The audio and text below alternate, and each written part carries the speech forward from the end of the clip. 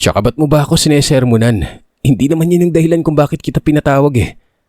Manghihingi lang ako ng tulong sa pagpuksa sa pinuno ng kulto. Bihira naman buhay ito. Ay nako Roberto. Kung ako dyan, ako sinakal ko na yan ng tuluyan. At, Ed, iba ka makatitig sa akin ha. May problema ka ba? Gusto mo na bang mamahinga?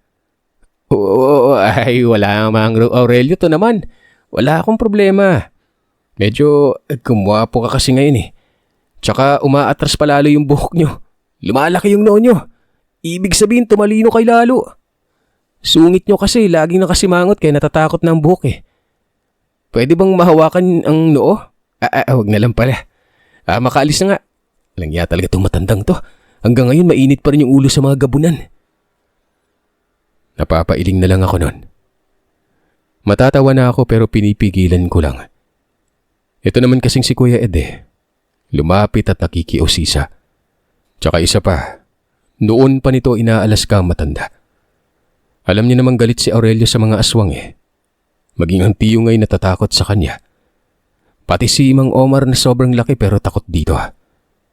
Sino bang hindi matatakot malakas talaga ang kalaman nito sa kanan. Medyo naging kampante ako basta naroroon si Aurelio. Kami namang lahat ata eh. Maging si Gerardo nang masilayan nito ay napangisi yun. Umalis si Aurelio at gagala daw ito sa merkado. Maging sa mga kabahayan, madali lang sa kanya umano ang kulto. Ito na ang sandaling nagkaroon ng malawak na kaguluhan. Akala ko noon na si Sargento lamang ang makakaharap namin 10 na mga alipores nito mga wakwak. Pero ang ilang mga may tangan sa syokon at basilan, dala niya noon. Wala ni isang gabunan ang lumabas sa lupain namin. Mapaaraw o gabi. Para lubos niyong maunawaan ng lahat. Ganito ang nangyari. Bumalik si Aurelio kinagabihan. Nakakawindang ang isiniwalat nitong impormasyon. Yun na nga't may mga kakilala siyang mga karunungan at nagtataka ang matanda kung bakit napadpad sa lugar. Hindi naman nagpahalata si Aurelio pero nang tanungin niya sa kung anong sadya, doon niya nalaman na ang pagpuksa daw sa gabunan at angkan namin ang pinunta nila sa lugar. Raul, siguraduhin mong walang lalabas ng baluarte na ito. Abisuhan mo yung mga kauri mo. Kung kami ayos lang, gawa ng makakayanan naman namin yun. Pero kayo'y delikado. At hindi sasapat ang kinarga na kabal ni Roberto sa inyo. Marami sila. Ang ilan din sa mga yon ay mga kaibigan ko pa. Pero kung papipiliin ako sa kung kanino ako papanig, syempre dito sa hilaw mong pamangkin. Ito lang ang nagbigay ng sakit ng ulo ko dati. Alam kong nakaraan yun ni Roberto, Aurelio. Sabi ko na nga ba mas lala na ang kaguluhan eh. Ibang usapan na kasi kapag ang tagasamal na ang kinalaban. Malawak ang saklaw ng sarhentong yon. Sabat ni Tio Raul. Hindi na natin ipagkakaila yan. Pinuno eh, ulo. Mabait naman siya dati kaso nagtampo sa Diyos. Kaya tumaliwas. Balita ko kay Ed ay sinugod niya daw ni Roberto ang ipil. Sana hindi na lang. Tapos nakipagbuno pa. Ang problema ay binuhay niyo pa yung mga naroroon. Kung sinugod niyo dapat pinagpapatay niyo na lang eh. Ngayon sa tingin ko kasama pa nila yung mga binuhay niyo doon. Pagpuna ni Rogelio habang nakasimangot na mukha. Sa mga sandaling ito ay naroroon na kami sa bahay ko. Si Erma nang marinig ang pinag-uusapan. Pinandilatan ako nito ng mga mata. Sabay hipo sa tiyan niya na humihitik noon sa umbok. Iyari na pala tayo dito. Ipit-ipit na eh. Nga pala Aurelio, kahit madilim ang anino ko pero mas maawain pa ako sa'yo. Ano ka mo papatayin? Kilala mo naman ako. Nagbibigay ako ng pagkakataon. Parang lumalabas na ikaw pa atang may maitim na budi samantalang mataas naman yung pananalig mo sa Diyos. Alam mo Roberto, sa ganitong pagkakataon, isa lang ang pipiliin mo kung gusto mong mabuhay pa. Kitang tagasamal na ang kalaban nyo wala nang awa-awa dyan. Digmaan na naman ito. Ano bang nangyari doon sa unang nakasagupa natin, di ba? Dinaan mo sa awa pero kung hindi ko pinatay ang mga yon, malamang hindi titigil yon. Basta Raul, tsaka ikaw Omar, depensa niyo ang paligid. Hanggang loob. May ginawa na ako sa bawat hangganan. Dagdag proteksyon. Humina kasi ang inilagay ni Roberto. Hindi ako napanatag. Nabahala ako ng husto nun. Kung si Aurelio na ang magsasalitay, talagang pulido ito at alam kong tagilid kami nun. Araw-araw akong nagre-ritual. Kinarga ko na lahat ng mga karunungan ko. Maging yung mga bagong hindi ko pa ginagamit. Kinarga ko na rin sa katawan ko. Para sakaling mapalaban na hindi na ako mahirapan pang magbitaw ng mga orasyon nun. Upang ora mismo, magkakabisa ka agad. Nabingi pa nga ako kasi nga, umaapaw na talagang karga ko sa kaliwa. Kapag hindi timbang, may nangyayari sa akin. Kaya naman pinapalakas ko na din noon ang sa kanan. Ang dami kong ginagawa. Hindi ako halos lumabas sa silid.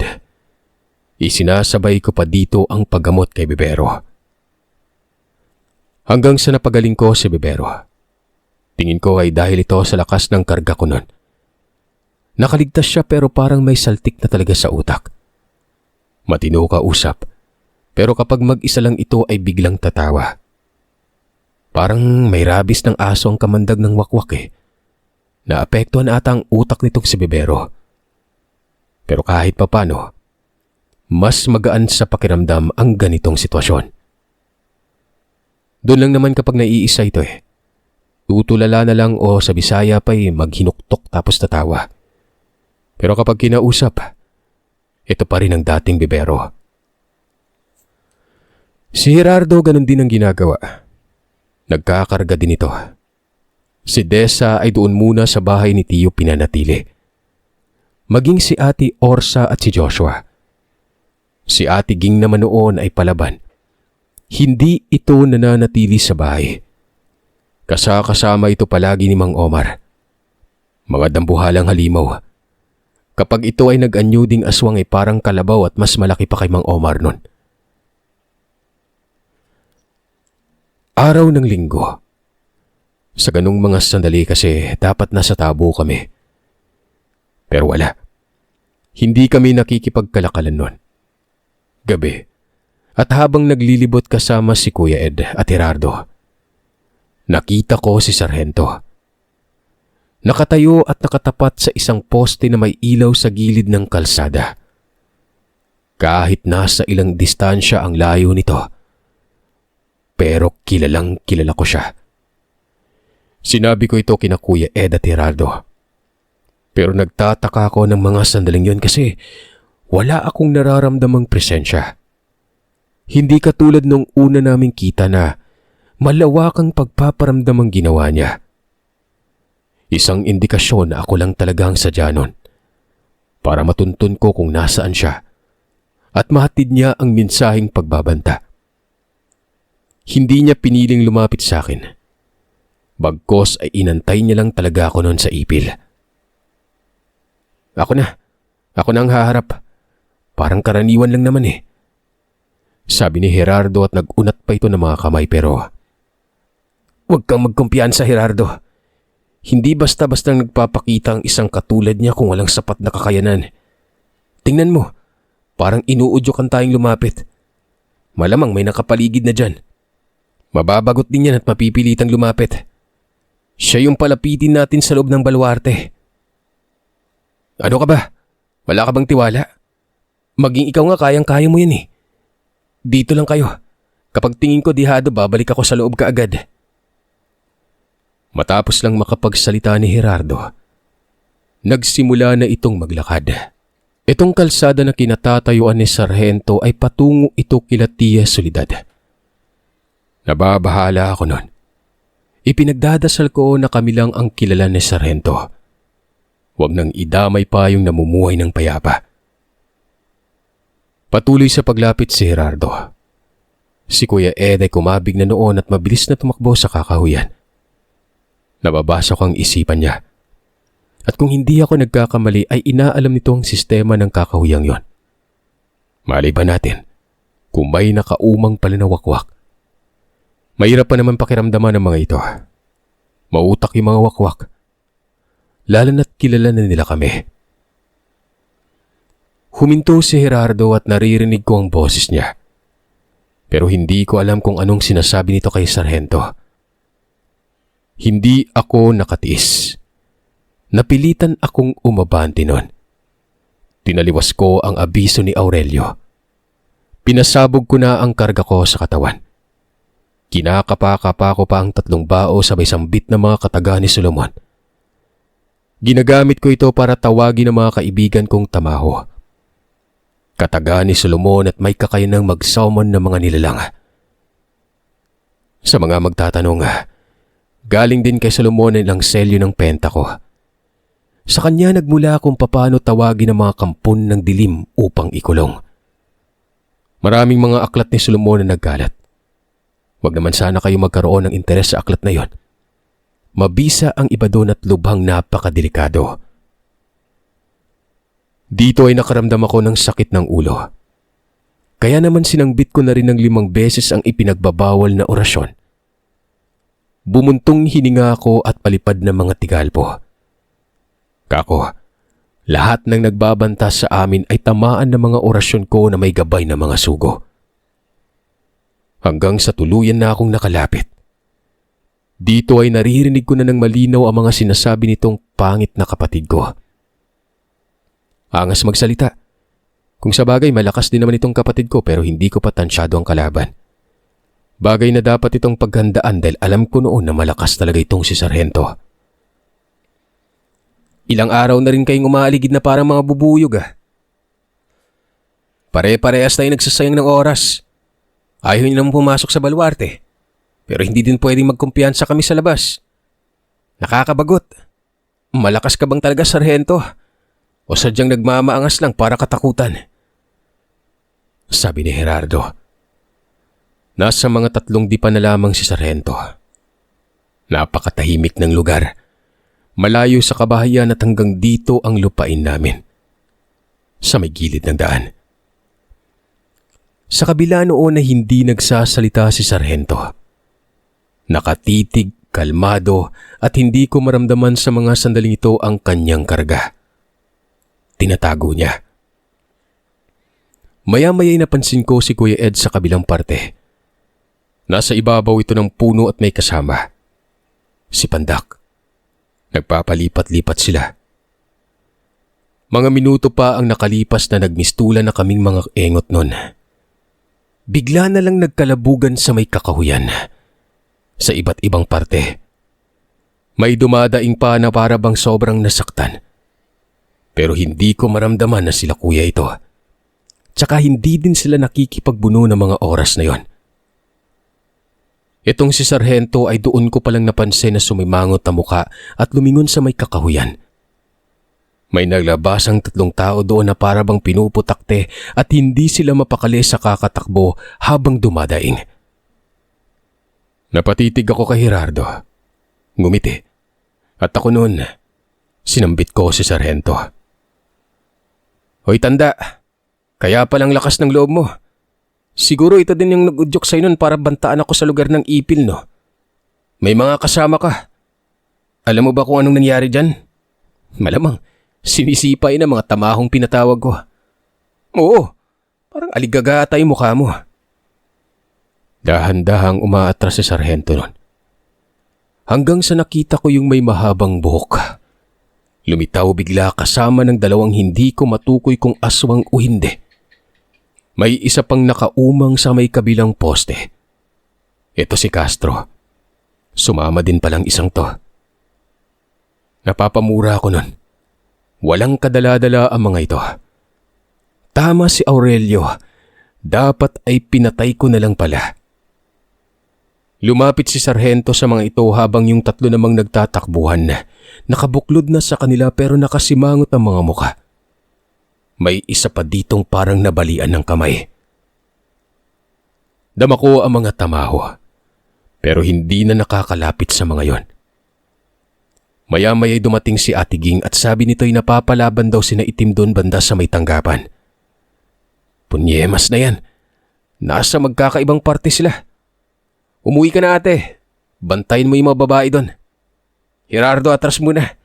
Hindi tayo pwedeng magpadalos-dalos. Ano? Nakakalamang na eh. Nagpapakawala na ako ng Tigalpo. Tapusin na lang natin. Hindi tatalab yan. Hindi nga tumalab yung akin eh. Mabuti na lang dumating yung mga gabay kong elemento. Sige na, atras na muna. Unahin natin yung mga wakwak dun sa likod.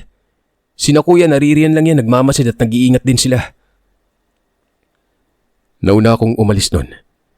Patakbo kong tinungo ang bahay. Si Gerardo ay parang ayaw pang sumunod pero ilang mga sandali ay narinig ko ang pang-aasar nito sa kalaban. Sabay sirit ng takbo na sumusunod sa akin. Nang makarating kami sa tanggapan, nadatnan ko si Mang Omar na tapak-tapak nito ang leeg ng isang wakwak na nasa anyong tao na nakataob at medyo nakabaon ang ulo sa lupa. Habang si Itim, tumatakbo ito dahil nga hinahabol yon. Nakita ko sila Aurelio. Kasama niya si Kuya. Naroroon sila sa bahay nila Bebero at tila babagyatin ang aswang na paparating doon. Sabi ni Mang Omar, meron pang dalawa sa itaas ng puno. Hindi nakakababa gawa ng hindi kinakaya ang poder sa paligid. Ito lang daw ang may mga karunungan na wakwak na nagawang makapasok. Sabi ko naman, tuluyan niya na. Patay na lamang ito. Ay naman kay Mang Omar, doon din patungo ang wakwak na yon. Nagtatanong lang siya dito umano kung ilan pang mga aswang ang katulad nila na nandito sa lugar. 6 umano. Napakarami. Matapos lang magsalita ni Mang Omar ay tinapakan ng malakas ng leeg noong nilalang at ungol na lang ang narinig ko dito. Wala nang kasunod na palahaw. Isang indikasyon na patay na ito. Iniwan ni Mang Omar yon at lumabas itong bakulaw ng bakuran. Hindi ko alam ang gagawin. Nalilito ako eh. Ang mga taong nakapaligid sa lupain namin, walang kaalam-alam sa kung anong nangyayari. Malamang, naghahapunan lamang o hindi naman kaya ang iba'y tulog na. Umuwi si Gerardo. Hindi ko alam kung bakit. Gawa ng si Desa ay nasa bahay naman nila Tiyo. Ganun din ang anak nito. Kasama na ang asawa kong si Erma. Walang sino mang makakapasok na aswang sa bahay na yon. Maliban na lang kami.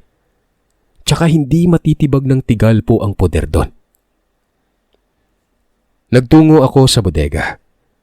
Nakasilip ako ng paraan.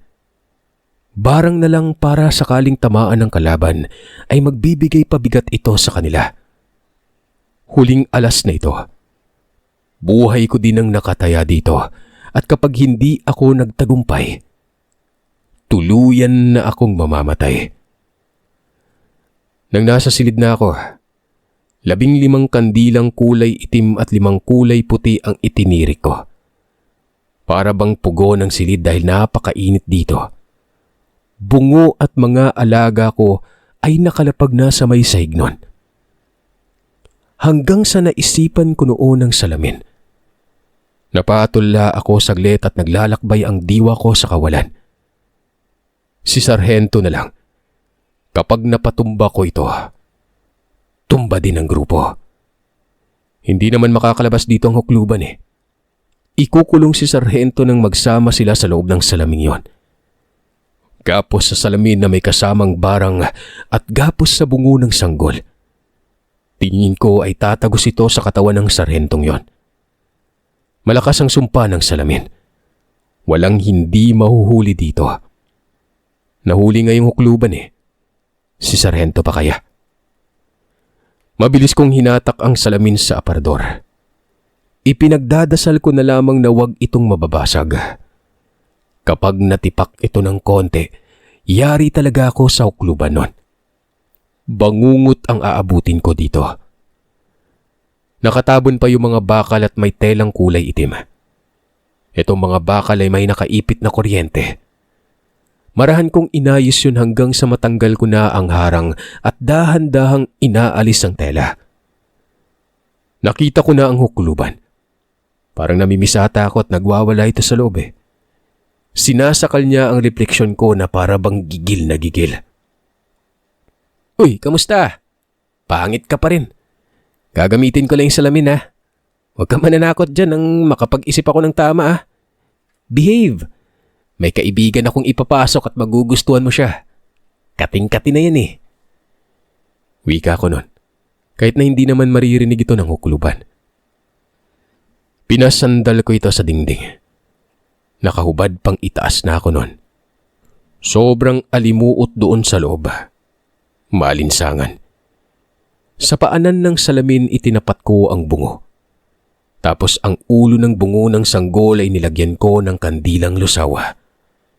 Yung tipong kakonti na lamang ang natira. Dahil baka hindi ko kayanin at himatayin na naman ako. At kapag nangyari yun ay magiging madali na lang mamatay ang kandila para matigil ang proseso.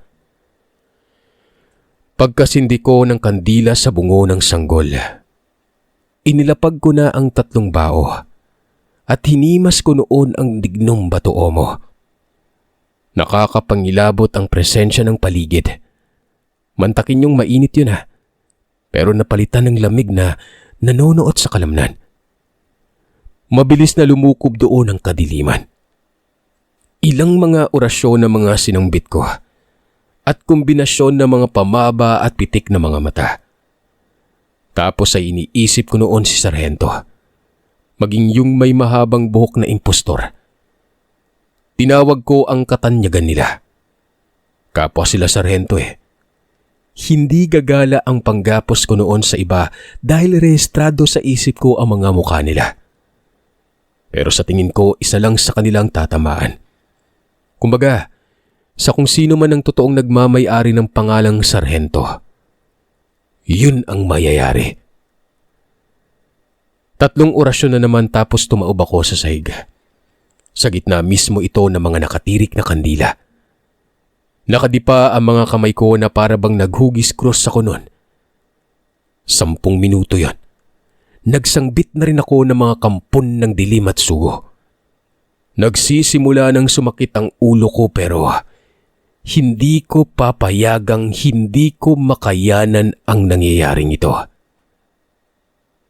Hanggang sa makaramdam ako ng pagkahilo. Lumakas ang pandinig ko. Ultimong mahihinang kagaskas na para bang tapak ng ipis ay naririnig ko na. Malapit nang sumabog ang utak ko sa mga puntong ito. Pagkabangon ko ay doon nanlaki ang mga mata ko noon. May anino akong nakikita sa dingding. Naigapos ko pero hindi pumasok sa salamin. Naroroon ito sa dingding. Para bang gapos na ginawa ko na dati. Pero mas malinaw ang anino ngayon. Bali ganito. Di ba nasa ibaba ng salamin ng bungo? Tapos may kandila sa noo. Ang mismong tapat ng salamin kung saan naroroon ang isang dingding malapit sa aparador.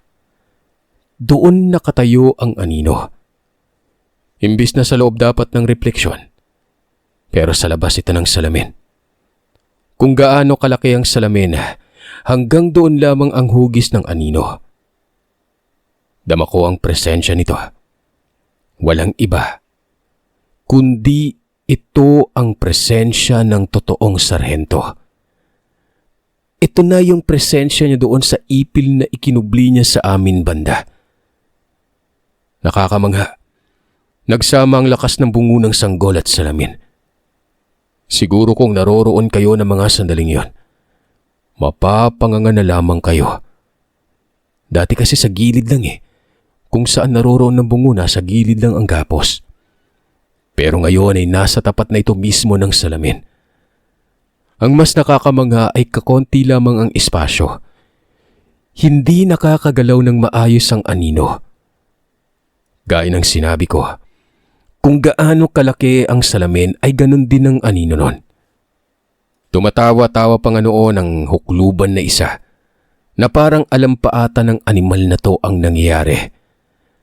May pangiwi-ngiwi pa ito at pinangdidilatan ako ng mga mata. Nakakatakot talaga siya. Sino bang hindi matatakot dito para talaga siyang patay na nabuhay. Nagbibitak-bitak pa yung mukha niya. Lumapit ako sa anino. Kumpirmado. Si Sarhento nga ito. Pasensyahan na lang tayo, Sarhento. Nagawa ko makulong ang kaluluwa mo. Pwedeng hindi ko natatansya yung lakas mo pero aminado kung hindi mo rin tansyado ang lakas ko. Kinakausap ko kahit pareha lang yun ang hukluban na hindi ko naririnig. Kumuha ako ng kandila. Nilagay ko sa paanan ng anino. Nakadikit talaga ito sa dingding. Mantakin nyo, kahit na may ilaw sa malapit ay naroroon pa din ang anino. Yan ang bisa ng panggapos meron ako. Hindi basta-bastang gapos lang, kundi pati kaluluwa ay mahuhuli ko talaga. At kahit anong bagay ay pwede kong gamitin pang parusa. Kitang-kita ko noon na gumagalaw-galaw na ang anino. Napapaso na ito. At malamang ay naroroon lamang si Sarhento sa may kalsada. Maaring nagtataka ang mga kasama nito kung bakit nakatulala na lamang yun habang nakahiga. Kapag hindi namatay ang kandila sa bungo, hindi makakawala ito. Yun nga lang ay maikli ang tiniri ko sa bungo. Papalitan ko sana ng mas malaking kandila pero wala na eh. Maliit nang nailagay ko. Natakot kasi ako at baka iwan ako ng katinuan tapos ay mananatiling buhay ang proseso. At kapag may pumasok sa silid, iiyak talaga. Kaya maliit na kandila lang. Kapag mahabang kandila, hindi nila ako magagawang salbahin. Kapag nabaliw ako o hinimatay noon. Katakot-takot na orasyon ang pinakawalan ko noon. Itong anino na nahuli ko ay iisa lang samantalang dalawa naman ang ipinatawag ko. Ibig sabihin nito, yung isang nagpapanggap at hindi talaga Sarhento ang pangalan nun. Pares yun eh. Mula sa imahe nila na nakikita ko sa isip ko noon at pangalan ay sapat na. Kukuha sana ako ng martilyo noon para ipukpok dito sa anino. Pero bigla namang narinig ko ang boses ni Erma sa labas. Umiiyak ito at nangangailangan ng tulong ko. Sumilip ako sa pinto at sabi ko'y huwag siyang lalapit at baka mapano. Nagdadalang tao pa naman. Nagtanong pa ito sa kung ano ba daw ang ginagawa ko.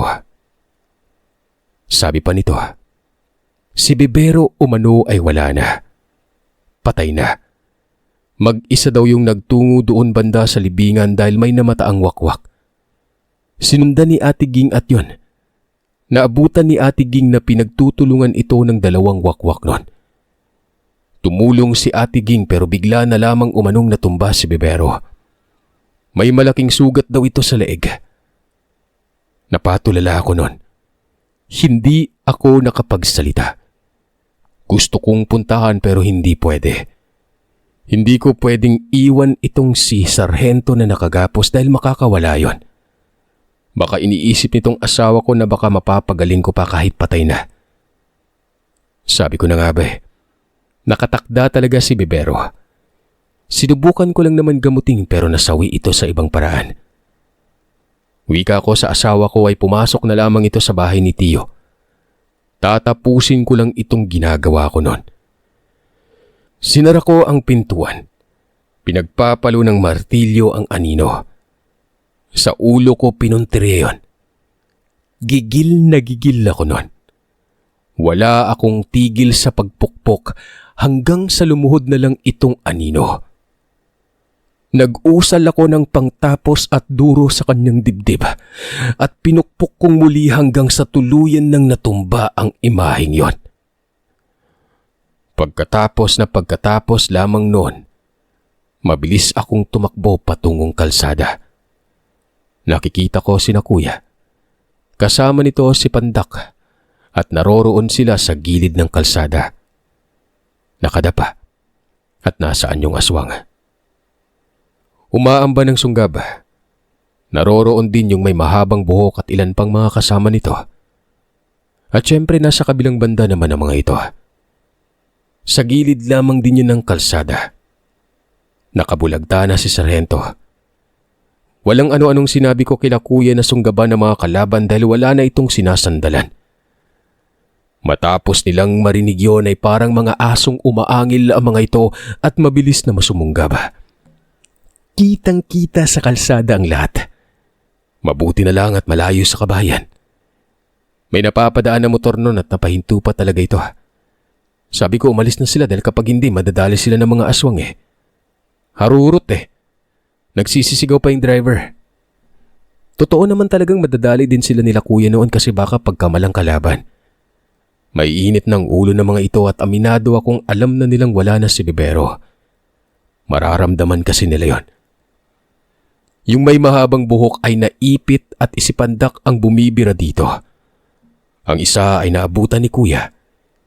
Kitang-kita ko kung paano ito ihampas sa puno hanggang sa buwaluktot ang katawan. Hinabol ko naman yung isang paika-ika at pilay ang kamay. Naabutan ko yon at 2 tapik lang ang ginamit ko dito. Sinabi ko pang mali ang pinanigan nilang tao. Kanan ang karunungan tapos kulto ang pinanigan. Wala talaga akong awa na nun. May hahabulin pa sana ako kaso patungo naman yun sa merkado. Si Castro. Duwag naman yun kahit dati pa. Lumis ako ng daan at dumiretso na sa bahay nila Bibero. Naroroon ang labi. May malaking sugat nga ito sa leeg. Nakalabas ang dila. At kita ang lalamunan. Napabuntong hininga na lamang ako nun. Tumalikod. Itinakda na talaga ang kamatayan nito at wala nang makakapigil. Sabi naman ni Ate Ging, nadali niyang isang wakwak pero nakatakas ang isa pa. Sila tiyo noon ay naroroon banda sa may tanggapan. Nakatambay ang mga ito at bagsak ang mga muka. Hindi sila lumapit kay Bibero. Siguro ay ayaw nilang makita ang labi nito na nasa ganong estado. Palahaw ng mga babae sa amin ang maririnig sa lugar. Si Gerardo, kasama daw ni Itim at paniguradong hinahabol ng mga ito ang ilan pang mga wakwak. Nakakaasar. Nabawasan pa ng isa mga mahal ko sa buhay noon. Naging malungkot ang gabing ito. Pagamat masasabi kong nagwagi kami pero hindi biro ang mawala ng isang kasama. Yung mga labi doon sa kalsada, sila kuya nang lumigpit. Hindi ako noon napapalagay. Para bang kasalanan kong lahat ng yon. Ang kabuang konsepto kasi kung bakit nangyari yon ay dahil talaga sa akin. Ikanlawan na lang yung mga gabunan. Ako ang pangunahing punteriya dahil nga marami na talaga akong nasagasaang may karunungan. Inilibing kaagad si Bibero. Hindi pinaabot ng umaga. Hindi nila kaya ni Pandak at Itim ang paglamayan ng kapatid nila. Ni hindi lumapit ang mga ito. Kami na lang ni Gerardo ang umasikaso. Lahat ng gabunang lalaki ay ayaw makita si Bibero. At naiintindihan ko yon. Ilang araw na naging parang dinaanan ng dilobyo ang lugar namin. Napakatahimik at wala akong nakikitang gumagalang gamunan mapaaraw man o gabi. Nasa kani-kanilang bahay lang sila nagmumukmok. Ako noon ay walang araw na hindi umiiyak. Etong si Erma panay iyak at nahahawaan ako eh. Napamahal na kasi si Erma ng gusto sa mga gabunan sa lupain namin. Ito pa namang si Bibero, yun ang laging inuutusan ni Erma. Si Gerardo ay wala ding ganang mukha niya. Matamlay at naroroon na lang sa bahay. Mahigit 2 buwan bago kami nakamove on. Si Tio lang din ang nagtulak na tanggapin na lamang ang lahat. Yung unang mga sandaling nilagay si Bibero sa bingit ng kamatayan. Sinyalis na umano yun. Kukunin na talaga ito at hinadlangan ko pa. Ay naman kay Aurelio, gaya ng sinabi niya, kung nakatakda ng mamatay ay mamamatay na talaga. Tama siya. Alam niyo ba mga sumunod noon nang nakamove on na kami? Tinugis namin ng mga wakwak. Sila kuya at Pandak ay nagtungong Samal. Kami naman ni Tio at Mang Omar sa may Taguma. Si Itim at Gerardo sa lugar kung saan dito nangyari ang pakikipaglaban namin noon sa unang uri ng gabunan. Tambayan din kasi ito ng mga wakwak noon. Si Aurelio, siya ang trumabaho doon sa mga nahimok ni Sargento. na kapag hindi nadala sa pakikipagsundo, papatay niya. Hindi ko man inudyukan si Aurelio. Kinusa niya ito. Napapailing ako sa kanya dahil pumapanig talaga siya sa amin. Si Borja tumulong din. Galit ito nang malaman ng nangyari kay Bebero. Sinugod ang wakwak na kakilala niya at baka sangkot ito. Kapag may kinalaman umano ay papatay niya. Ito nang sinasabi ko. Ang mahirap na subok sa buhay namin. Biro niyo sa loob na yun ng baluarte. Nakakabahala kong iisipin. Alam kong malakas ang karunungan ko pero may mga mauutak din sa larangang ito. Kaya na lang ni Sargento, kapag may katulad pa niya at maski hindi banta, uunahan ko na lang talaga. Kaya sa dumating ang panahon na makaisip itong banggain kami noon at malagasan na naman kami ng mga kasama. Kapag nabigyan ulit ako ng pagkakataon, Sir Seth, ay susulat ulit ako. Ibabahagi ko kung paano namin tinugis sa mga wakwak. Trivia lang, walang natagpuan sila kuya sa Samal, kung kaya't nagpang-abot kami noon sa Davao. Dito ay pinagplanuhan talaga namin ng gusto. Lalo na yung dalawang magkakapatid noon na wakwak, na siyang kapatid naman ng nakapatay kay Bebero.